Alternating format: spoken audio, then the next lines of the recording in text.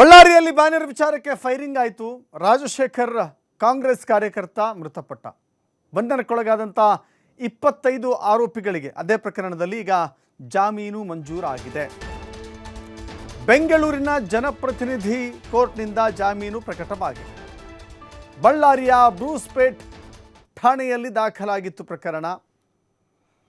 ಆ ಪ್ರಕರಣದ 25 ಆರೋಪಿಗಳು ಜಾಮೀನು ಬಯಸಿ ಕೋರ್ಟ್ ಮೆಟ್ಟಿಲು ಹತ್ತಿದ್ರು.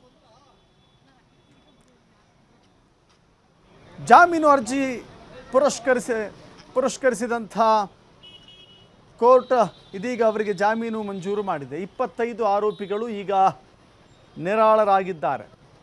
ಕಲ್ಲು ತೂರಾಟ, ಗಲಭೆ, ಸಂಚು ಜೊತೆಗೆ ಕಾನೂನು ಸುವ್ಯವಸ್ಥೆಗೆ ಧಕ್ಕೆ ತಂದಿರುವ ಆರೋಪಗಳನ್ನು ಅವರ ಮೇಲೆ ಹೊರಿಸಲಾಗಿತ್ತು. ಜನಾರ್ದನ ರೆಡ್ಡಿಯ ಮನೆ ಮುಂದೆ ಬ್ಯಾನರನ್ನು ಹಾಕಿಸಲಾಗಿತ್ತು. ಆ ಬ್ಯಾನರನ್ನು ತೆರವುಗೊಳಿಸಿದಾಗ ನಡೆದಂಥ ಕಲ್ಲು ತೂರಾಟ ಪ್ರಕರಣ ಆಯಿತು.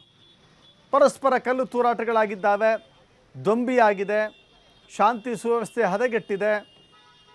ಹೀಗಾಗಿ CCTV ಫುಟೇಜನ್ನು ಆಧರಿಸಿ ಪೊಲೀಸರು 25 ಜನರನ್ನು ವಶಕ್ಕೆ ತೆಗೆದುಕೊಂಡಿದ್ದರು. ಮಾತ್ರವಲ್ಲ, ನ್ಯಾಯಾಂಗ ಬಂಧನಕ್ಕೆ ಅವರನ್ನು ನೀಡಲಾಗಿತ್ತು. 25 ಬಂಧಿತ ಆರೋಪಿಗಳು ತಮಗೆ ಜಾಮೀನಿನ ರಕ್ಷಣೆ ಕೊಡಬೇಕು ಅಂತ ಹೇಳಿ ಕೋರ್ಟ್ಗೆ ಅರ್ಜಿಯನ್ನು ಸಲ್ಲಿಕೆ ಮಾಡಿಕೊಂಡಿದ್ದರು. ಜನಪ್ರತಿನಿಧಿಗಳ ಕೋರ್ಟ್ ಇದೀಗ ಅವರಿಗೆ ರಿಲೀಫ್ ಕೊಟ್ಟಿದೆ, ಜಾಮೀನು ಮಂಜೂರಾಗಿದೆ.